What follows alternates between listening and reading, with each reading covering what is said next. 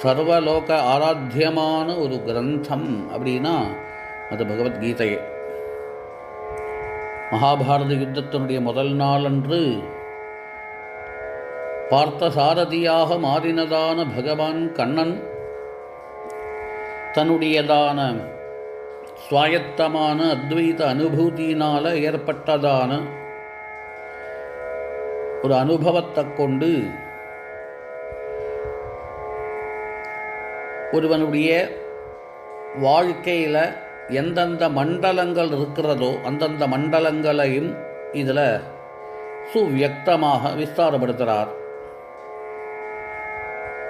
இதில் பார்க்கும்போது எல்லா தலங்களிலையும் எல்லா தரத்திலையும் உள்ள ஜனங்களுக்கு அந்த அத்வைத அனுபூதி அப்படிங்கிறது அடைய வேண்டினதான ஒரு முக்கியமான விஷயம் அப்படின்னு போதனை